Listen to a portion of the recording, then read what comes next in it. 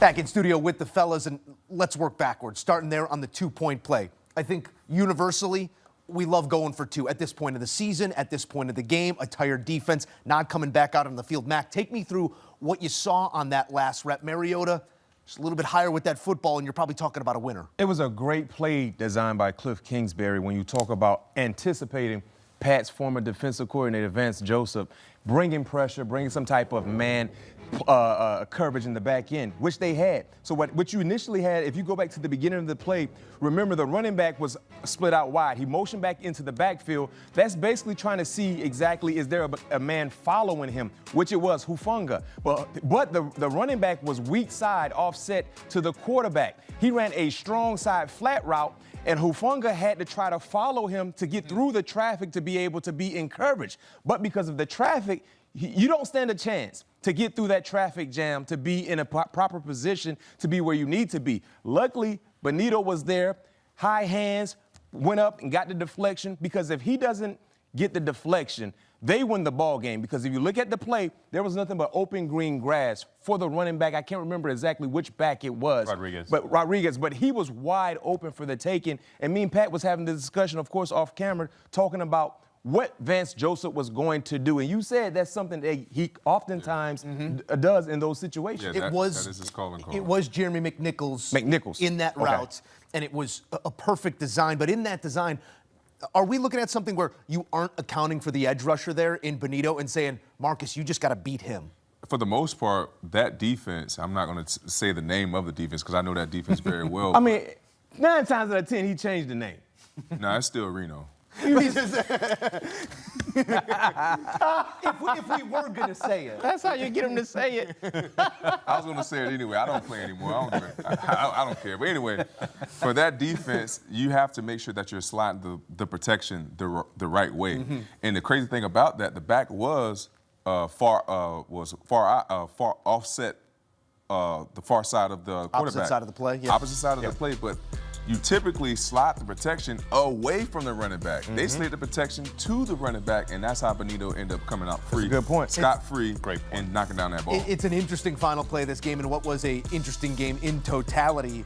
It's interesting to me that in a game where this pass rush largely doesn't get home, JJ, it is one of those star edges making the final play. The star edge, I mean, remember back in September, he signed a 4-year, $106 million contract with the Denver Broncos. I don't know that the casual NFL fan knows Nick Bonitto's name all that well.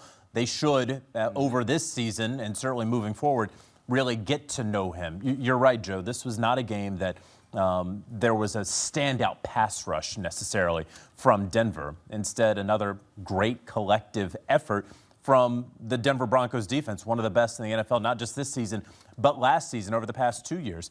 But I will credit Marcus Mariota and the Washington Commanders, who we thought that they were going to lay down. We all very quickly picked the Denver Broncos in this game. We didn't have this coming down, right, to a Nick Bonitto swatted ball away from all of us being wrong in this, right? And so this was probably one of the better games I've seen Mariota play probably since he left Tennessee.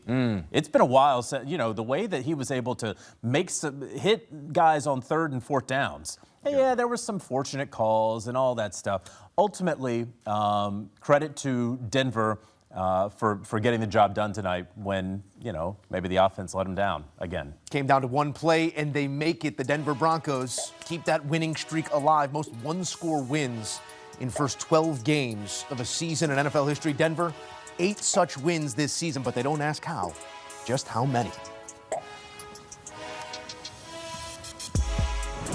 Back with the fellas to continue the conversation. And JJ, I want to come back to you off a thought that you were sort of delving into there. No style points needed in the NFL. Wins are hard to come by. You take them how you can get them, but you'd like to see some style points at a game like this from the Denver Broncos to make you feel good about them moving forward. What do you take away from this win for Denver? I do feel better about the Denver Broncos with the way the offense went down the field to start overtime. Easy button. Very easy. Now, you're talking about a gassed Washington Commanders defense that looked its age there at the start of overtime.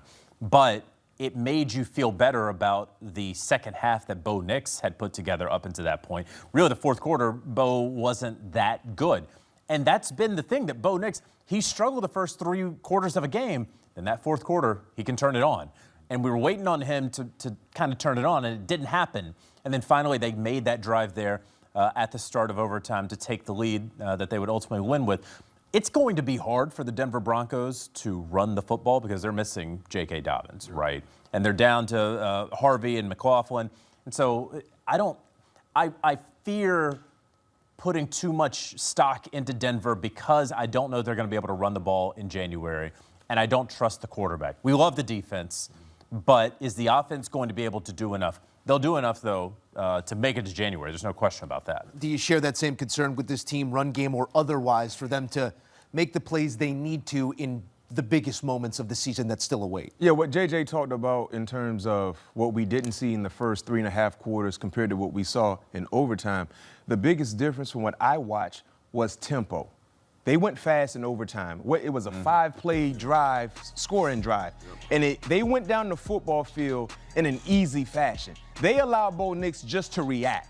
There was no reading. We're going fast and let Bo Nix make plays. And he made plays. But then also, to what you said with the running game, JJ, you're dead on. Because when they had J.K. Dobbins, they had size. And even though he's not a big back, he's bigger than the other guys. He can lean on you, not to mention the ability to turn a 5 or 6 yard gain into a 30 or 40 yard gain. Now you lose J.K. Dobbins. R.J. Harvey at this stage in his career, his rookie year, he's more of a third down commodity. But he's been called to be an every down back because of the injury to Bo Nix. I mean, they ran the football for 82 yards on the ground. They averaged under 4 yards per toe. They got outrushed by Washington. So when you talk about playoff caliber teams, which the Denver Broncos, they're a playoff caliber team, but having a significant run, you got to be able to run the football in cold climate. And you got to be able to do so in a physical way.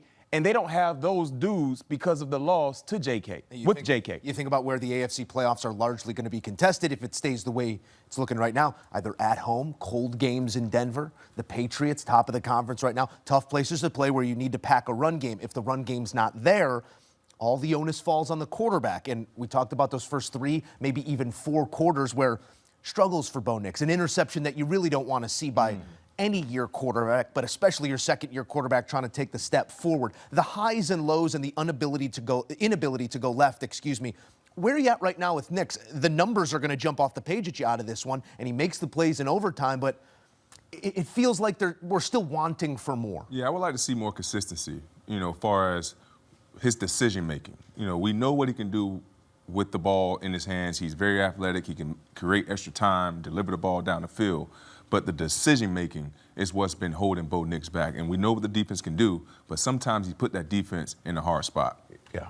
That defense makes the play at the end of the game, but also rendered a little bit ineffective in large swaths of this one, or at least not getting home to Marcus Mariota. This isn't a pass protect group that we're singing about. It's not a quarterback who, at his age, can move like he used to. What was the issue tonight for them? I don't know, because leading up to the ball game, Joe, said they're one of the best defenses in the National Football League. Statistically speaking, we're not going to argue that. I compared them to who? The Houston Texans. Different neighborhood, you said. And I said it's a different neighborhood. They had the same HOA fees, but it's a different neighborhood when you look at what Houston has done against the who's of who.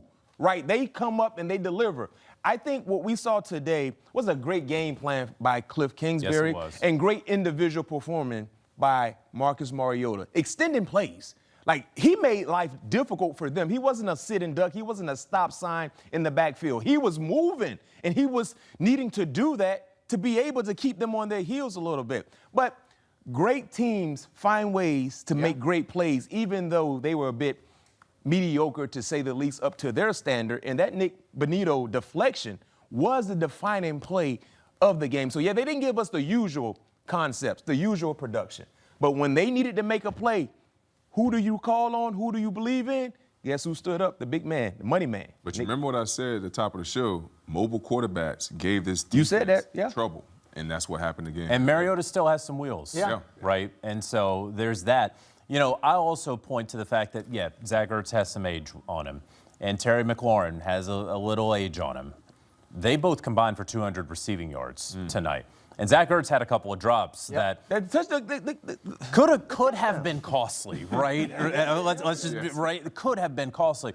Treylon Burks, who was left for dead in the NFL, first-round pick for the Tennessee Titans, making that incredible catch. You talk about big players coming up big. I mean, they did compete, and so you do feel good about this if you are the Commanders. Yeah, you lost. You haven't won in 2 months. It was October 5th the last time that they won.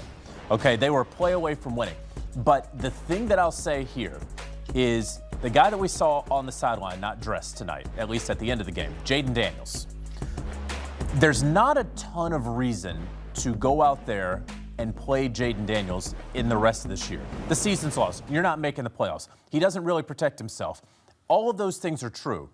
But if you want to build culture, if you want him to continue getting some reps, if you want him to feel like, hey, he's still one of the guys, right, that he's in this with them, this is a very good game. If he comes back the next week, for example, this is a really good game to sort of launch where everybody played hard. And now you can get that boost from him coming back. And if you can end on a nice note at the end of December, right? Yeah. And win add a couple some more misery games to play spoiler to some of the teams on your schedule. Why not? Yeah. That could really help the Commanders in 2026 because we know their 2025 season is over. They're trying to define their why moving forward, but why not? You go for two, you try and get a win. Instead, it's the other side. The Denver Broncos now #1, tops of the AFC, following this victory as they continue to rattle them off in sequence, most consecutive wins in a single season.